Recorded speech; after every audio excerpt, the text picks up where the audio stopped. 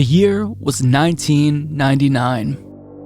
Britney Spears released her debut single, Cher was still topping the charts, and the Y2K apocalypse was imminent. I was only a preteen at the time, but with everything going on in the world, I had only one thing on my mind.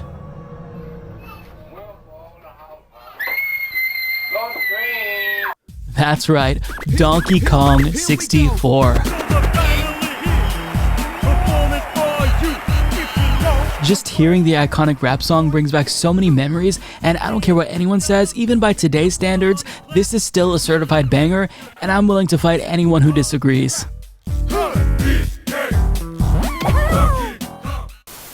After having my mind blown by Super Mario 64, then Banjo-Kazooie, I expected Donkey Kong 64 to raise the bar for 3D platformers in the same way that Donkey Kong Country reinvigorated 2D platforming on the SNES, and when I found out that Donkey Kong was making his way to the Nintendo 64, I could barely contain my excitement. Donkey Kong is back in an adventure so big, it's taking the country by storm. In reaction, the governor has called in additional troops. We believe one of them looks like this. The game went on to become one of the top-selling games on the Nintendo 64, even beating fellow Rare mascots Banjo-Kazooie, and even breakout hits like Mario Party, Yoshi's Story, and Paper Mario, all staples on the N64. Needless to say, Donkey Kong solidified its status as a classic, and fans actually got to relive the magic when it was re-released on Nintendo's Virtual Console for Wii U. And this might not have been the full remake that the game deserves, still the HD visuals were a nice treat for fans. Donkey Kong 64 was successful because it had so much going for it. It was Donkey Kong's first mainline title on the Nintendo 64, the characters were quirky and lovable, and the graphics were top tier at the time, thanks in part to the memory expansion pack which came bundled with every copy of DK64. But that's not to say that the game didn't have its fair share of criticism. Though GameSpot's Nelson Taruk gave the game a 9 out of 10, he argued that the camera was likely the game's biggest flaw. Chris of Electronic Gaming Monthly noted that the core gameplay was fairly repetitive, explaining, it's basically get something, switch characters, repeat, that's the game. And as someone who enjoyed the game thoroughly, I can't necessarily disagree with these criticisms, but I actually enjoyed collect-a-thons as a kid, and furthermore, I didn't remember the camera in DK64 being particularly worse than other 3D platformers of the era, but nostalgic memories sometimes causes us to romanticize the past a little bit too much, and we tend to forget about the objectively negative elements of these experiences as a consequence. But to know for sure, I decided to jump back into DK64 to relive my childhood in order to answer a burning question that I've had now for a couple of years actually. Does Donkey Kong 64 still hold up today? And to be clear, I'm not trying to gauge whether or not it's still good by today's standards, because I think that'd be unfair given all of the advances that games have made with respect to both graphics and gameplay.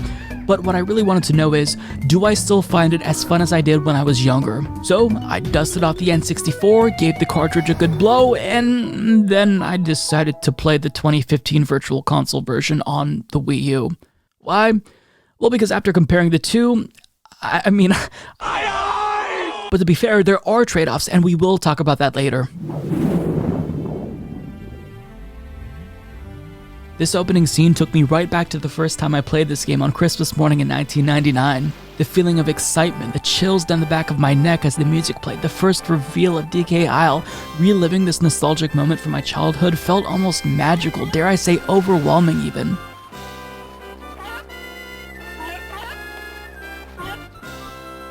The game is just bursting with personality, and to my surprise, the opening scene actually had voice acting. For those of you who weren't around at the time, this was incredibly rare for games in this era.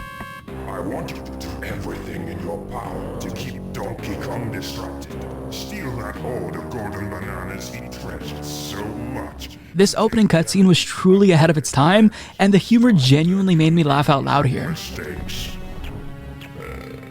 Oh, Your Excellency, we've already taken care of business. As far as villains are concerned, King Cruel, he really is the perfect antagonist. I mean, don't get me wrong, he's no Bowser, but he's intimidating and ruthless, and as you progress throughout the game, I really enjoyed watching him become more and more unhinged as his incompetent minions continue to fail him time and again. The game starts off with a couple of tutorials that you'll need to finish in order to progress to the main hub world, DK Isle. Now, as soon as I started, immediately, I was reminded just how terrible I was at this game because I don't know why, but this tutorial absolutely kicked my ass.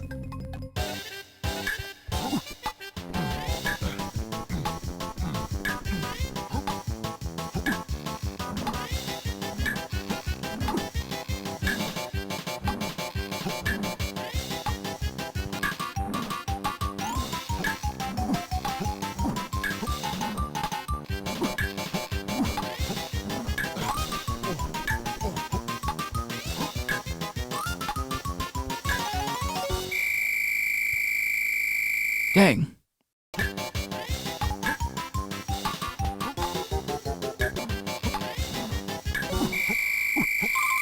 You've got to be f***ing kidding me. Damn it. Holy sh**. F*** me. Motherfucker. I did it. Eventually. And as a fan of the Souls series, I've got to say this tutorial was harder than any Dark Souls boss. I'm kidding.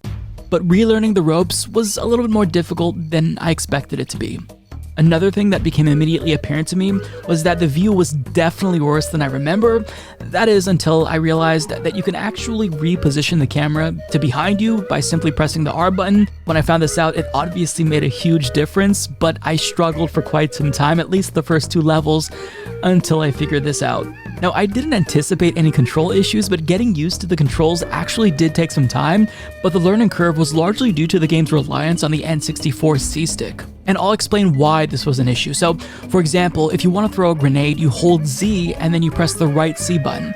But on the Wii U gamepad, you hold down ZL and then you flick the right thumbstick to the left to throw a grenade. It's a simple enough recreation of the Nintendo 64's control style, but in practice, it's not the best solution. And let me tell you why. So pressing the right thumbstick up changes your perspective to first person, and it allows you to free look. Makes sense, right? But if you're not precise enough, you can very easily accidentally enter first person free look mode.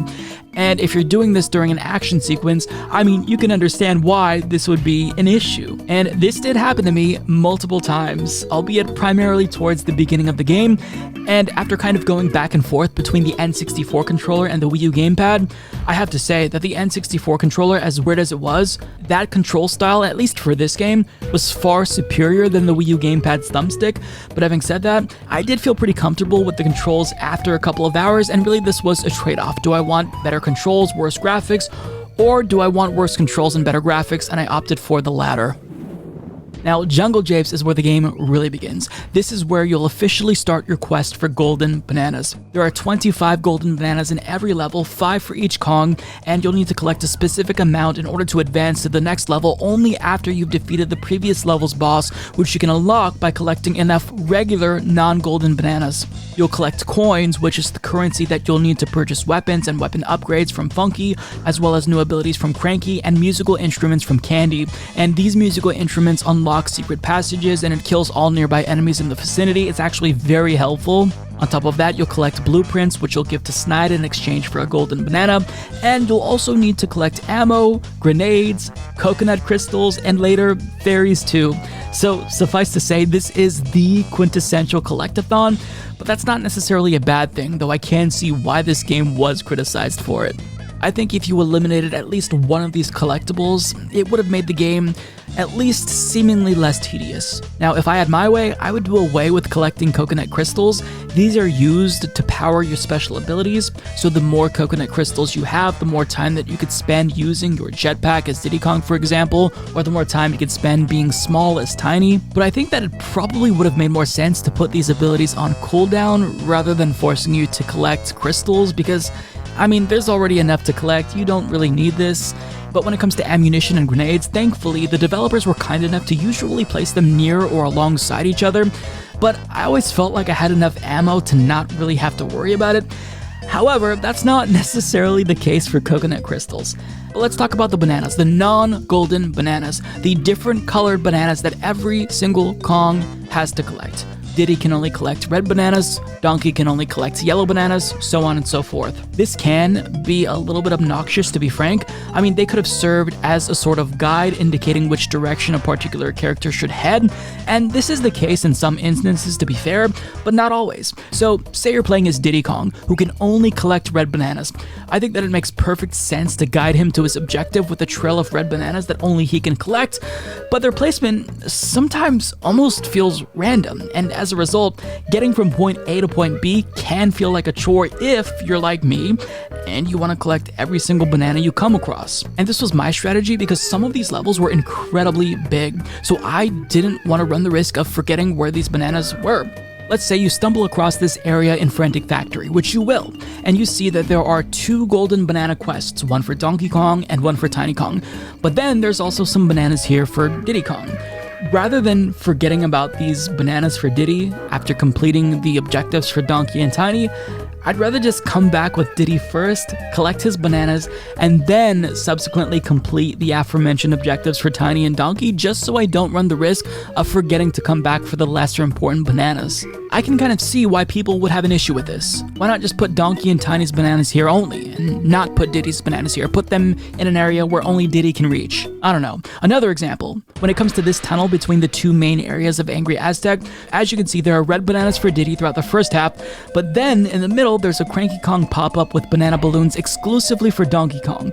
And then, in the second half, there's purple bananas exclusively for Tiny Kong. So, I mean, I can understand why critics found this tedious, although in the game's defense, barrels that you'll need to use to change characters are actually pretty common. Not so much in the second half of the game, but just the mere fact that there are enough of these barrels, it does tend to ameliorate at least some of the tedium, but you may very well grow increasingly frustrated as you progress throughout the game, because I mean, in levels like Fungi Force, which is a massive level, the developers were a little bit more stingy with the character changing barrels here, if you ask me, so I don't know. But putting aside potential tedium here, it did feel oddly satisfying, at least to me, to try and find every single banana. Maybe I'm weird, but I actually like that each Kong has their own bananas to collect. Don't get me wrong, you could argue that being able to change characters instantaneously would have been a better solution to this issue, and you know, that's something to consider in the event the game is ever remade, but putting aside the potential downsides here to the criteria for collecting, I liked it, and I don't know why. I mean, there's gotta be others, right? This just wouldn't feel the same if each Kong didn't have their own bananas to collect. Perhaps this isn't the best way to do it, admittedly, and nostalgia could be clouding my judgment here, but having different things for each Kong to collect, at least to me, was really fun, and it gave you a reason to use each character, and I think it's really important that you do feel comfortable with each character, you learn their moveset and unique abilities, because that's going to be critical towards the end of the game. So perhaps the developers did this so that way you would use each character equally. I'm not sure, but either way, it's not the biggest deal to me, but I do understand why some people in the past thought that this made the game a little bit too tedious. I forgot how much variety was in this game. Each monkey has multiple special abilities, a weapon, a musical instrument, and collecting golden bananas is exciting and rewarding. I mean, sometimes you'll find a golden banana by solving a puzzle, other times you'll get one by completing a minigame, which we'll come back to, by the way, and you never know what you're going to be doing. I genuinely enjoyed this game of Simon Says with Lanky Kong in the Frantic Factory, and I haven't even mentioned the retro games yet, like Jetpack and the original Donkey Kong arcade game, which is f***ing hard, by the way, but the fact that they're even here just really demonstrates how committed the developers were to making the game feel fresh from start to finish.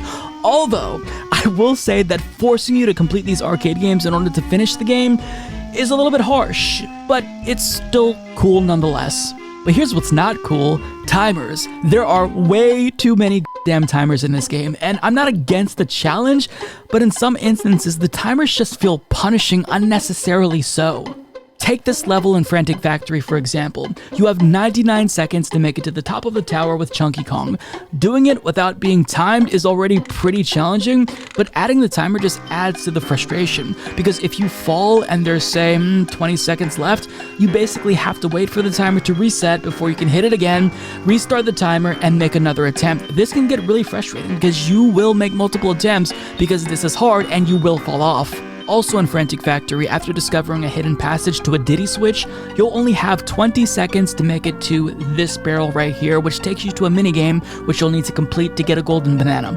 Now, this is only 2 vines, so it seems simple enough, but I've gotta say, mastering vine swinging, it actually does take a lot of time, and even towards the end of the game, while I was competent, I still wasn't very good at it. Now, 2 vines in theory isn't that difficult, but when you add the pressure of a really quick 20-second timer, you kind of feel the need to rush, and when you rush, you make mistakes, and you might fall off. But in this instance, if you fall off, then guess what you have to do? You have to navigate around the entire level again just to get back up to the top of that ledge to try to make it to that motherfucking barrel one more time. And on my first attempt, I kid you not, it took me 3 tries and I was so frustrated. But when you finally make it and you get to this minigame, well, you're hit with even more bullshit.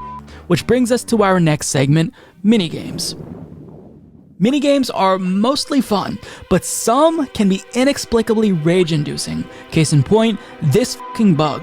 It's a slide similar to the penguin race on Cool Cool Mountain in Super Mario 64, but it's significantly more difficult. It's a race, so of course you have to come in first place, and that's honestly not too difficult, but on top of winning, you also have to collect 50 coins. Still doesn't sound too unreasonable, right?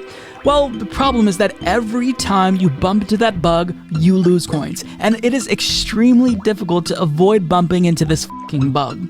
Having said that though, it doesn't feel impossible, and the controls are actually pretty tight.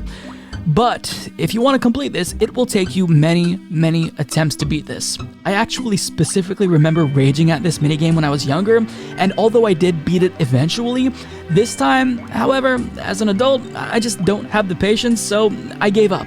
Other minigames have comparable mechanics, but were designed so much better in my opinion. For example, this minecart minigame from Jungle Japes, it's hard, don't get me wrong, but it didn't feel overly punishing, as was the case with the bug race. The goal here is to collect 50 coins while dodging various enemies and explosive barrels, and I kept coming just close enough to feel as if I was good enough to keep trying, and I like this minigame because it strikes the perfect balance between challenging and fun, unlike that bug that made me want to rage quit, to be frank. But one minigame in particular is just perplexing, and it's this minigame, where your goal is to herd 12 beavers into a hole. The problem is, this minigame just feels broken. In every single attempt, there were instances where beavers headed straight towards the hole, only to get stuck on some imaginary object, and then they move away from it. Now, I would understand if you only had to herd 6 or maybe even 8 beavers, but you had to herd 12 beavers into this hole. That's right, 12.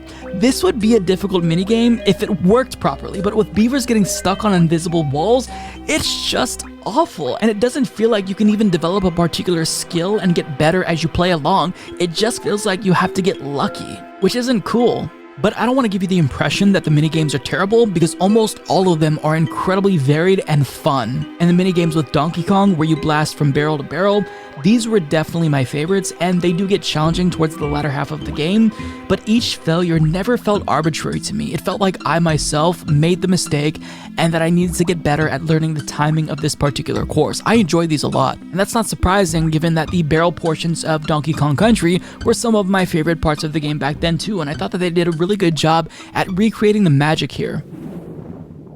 When it comes to boss levels, none of them were particularly memorable to me, excluding the final boss of course, but you could still tell that the developers really tried to give players variety here. At least for the first half of the game, you will face some bosses a second time, although they do change the mechanics enough to make it feel somewhat fresh, but I really didn't mind this. The fourth boss in Gloomy Galleon with Lanky Kong was probably my favorite just because it was so unique. And even though I hated Gloomy Galleon with a fucking passion, primarily because it's a swimming level and the controls just don't feel good, but after making it through this shitty swimming level, you're rewarded with a really fun boss. Now, my second favorite has got to be Frantic Factory's boss that you'll battle using Tiny Kong. There are some issues here with the camera where it could shift while you're in the air potentially, which results in you plummeting to the ground, but thankfully not to your death. Certainly, falling is an issue because it resets the round and you'll have to evade him a certain number of times in order to have an opportunity to attack, but the level doesn't feel overly difficult and floating around as Tiny Kong is still really fun. Having said that though, I couldn't help but think that this boss would have benefited from a fixed camera angle akin to the Crash Bandicoot Ripperoo boss, but criticisms aside, this boss along with all the others were certainly enjoyable to me. Now, one last minor gripe I have with the game is that the enemies respawn way too fast, to the point where it almost feels useless defeating them because they're just gonna come right back. And this can exacerbate already challenging portions of the game, so if you're trying to complete a particular platforming challenge and the beaver just won't leave you the f*** alone, it can get really frustrating. But thankfully, you do get the instrument from Candy Kong fairly early in this game, and this is something that I used quite a bit for crowd control. Fighting each of the enemies, it just feels really clunky unless you're moving, so I often just used my musical instrument to temporarily clear out enemies when I wanted to focus on a platforming challenge or completing a task, but I will say refilling your musical instrument attacks can get a little bit tricky depending on the level that you're in. For example, in Frantic Factory, there's one right there in the lobby or after the lobby once you warp there, but in other levels it's a little bit more tricky to find, so you do have to use it more sparingly depending on the level. But putting aside my gripes, I just can't not love Donkey Kong 64. Even if certain elements feel dated and overly tedious, it's still a great game. Each character has such a lovable and snarky personality. Chunky Kong is the biggest, toughest looking Kong, yet he begs you to not select him when you're changing characters. And I know that the tough looking weenie is kind of a trope when it comes to characters, but still, how could you not love him? Cranky Kong is a crotchety old asshole but hilarious. Funky Kong is your stoner friend who gives you cool weapons. Snide is a little bit sketchy, but you kind of put aside the red flags in order to maintain this mutually beneficial relationship here. Candy Kong is, oh my god! Doesn't it hurt your back? No, not yet. But out of all of the characters, Lanky Kong is by far my favorite. He's eccentric, his moves are really cool, and he can walk on his hands to get up steep slopes in the same way that Kazooie would get Banjo up steep slopes. Maybe that's why I like it, because it reminds me of Banjo-Kazooie. He doesn't have a cool jetpack like Diddy Kong, he may not move as fast as Diddy Kong, but yet I still feel drawn to Lanky Kong for whatever reason, and I remember liking him the most when I was younger too, so it's funny that as an adult coming back to this game, I still really like Lanky Kong the most. The game culminates in an absolutely epic finale, starting with Hideout Helm, where you'll use each Kong's unique abilities as well as everything you've learned throughout the course of the game to deactivate King Krool's Doomsday device that will blow up DK Isle within 50 minutes. Now when I say 50 minutes, I mean yes, you literally only have 50 minutes to complete this level, so because the stakes are so high, you will be stressed out, your palms will be sweaty, but guess what? It's doable. But then it's not over, because after you complete Hideout Helm, then you face the final boss, King Krool himself, in a boxing ring where each Kong will take turns attacking him, capitalizing once again on each of their unique abilities. Donkey Kong will shoot himself out of a barrel at King Krool, Diddy will use his jetpack to shoot down lights that'll fall on his head, Lanky will subsequently try to get him to slip on a banana peel by using his long arms to hit switches outside of the ring, which will then activate banana barrels that he can throw at King Krool, and then he can use his musical instruments to lure King Krool to the banana and make him slip. Really creative here. Tiny Kong will attack his toes after shrinking down and squeezing into a hole in his shoe. Chunky Kong will grow in size to attack him. It's clear the developers were incredibly creative, and they utilized each character's special abilities almost perfectly in this final boss, and the finale just felt ahead of its time for so many reasons, and once you beat it, it really felt like you accomplished something huge. So after revisiting Donkey Kong 64, in order to determine if it still holds up after more than 2 decades, the answer is an unequivocal yes. Donkey Kong 64 is by no means perfect, but compared to other games from the same era, it aged beautifully, with lots of aspects about the game impressing me still till this day, like the character designs, and how massive some of these levels were. But when it comes to gameplay, I can't say that it stands out too much compared to similar 3D platformers of its time, but that's okay. It clearly drew inspiration from heavy hitters of the era like Super Mario 64 and Banjo-Kazooie, but it was by no means a copycat. It didn't reinvent the wheel, but it was still very bold and very ambitious. Getting to relive my childhood by playing Donkey Kong 64 was so much fun, and in the event this game ever got a remake or was re-released on the Nintendo Switch's online service, I'd unquestionably play it again. But as much as this game deserves a proper remake, and as fun as the new school 2D Donkey Kong platforming series are, I'd still love to see an outright sequel, or perhaps a spiritual successor where you can maybe play as Donkey and Diddy, but then you have a new cast of characters and beloved Kongs from the past make cameos throughout the game perhaps. Hell, Donkey Kong has been around long enough that I think it's time for his Breath of the Wild moment, wouldn't you say? But either way, Donkey Kong 64 was an absolute gift to gamers and one of my favorite childhood memories of all time, and it'll undoubtedly hold a special place in my heart until the end of time.